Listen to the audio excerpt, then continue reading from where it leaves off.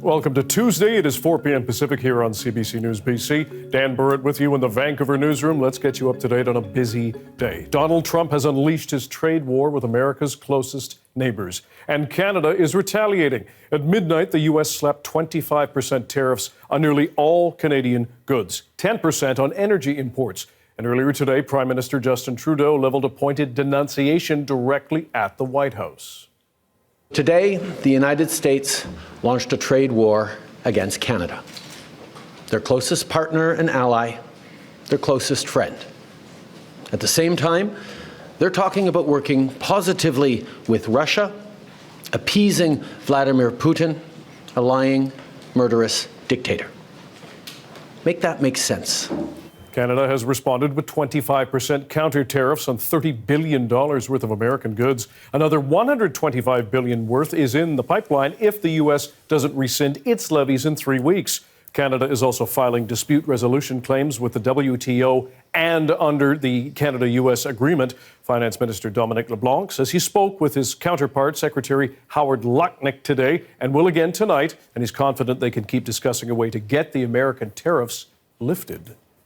Small and medium-sized companies in BC are among those most concerned with the immediate impact of American tariffs. A nougat factory in New Westminster says it's facing serious losses.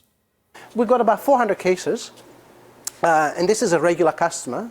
For a small business like us, it's worth quite a bit. So we're going to be talking to them today and seeing what we can do. So, which is going to be a very interesting conversation. So, because no one's willing to take price increases. Amid all this, today is also BC Budget Day, the province having to absorb the tariff shock, manage a ballooning deficit, and protect services. Amid all that, the CBC's Chad Pawson joins us from the legislature in Victoria. Chad, first of all, what is in this budget?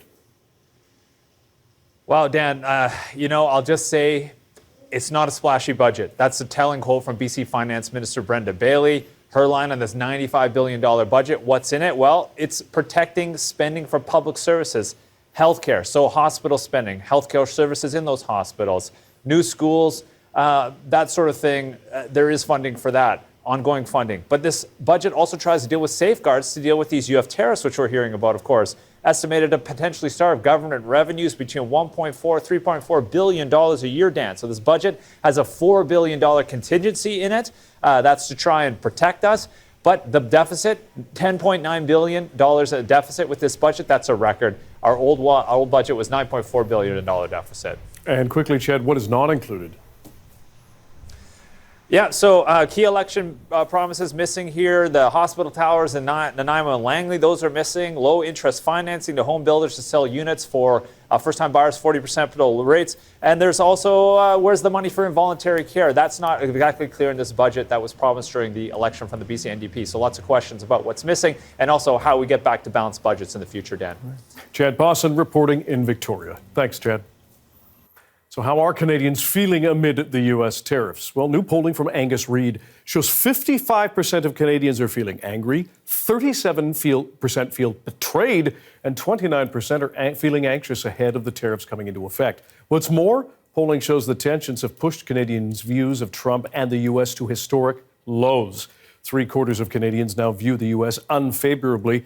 But that polling shows that doesn't mean Canadians are feeling defeated, with a 6 to 8 point rise in the number of people supporting retaliatory measures since January.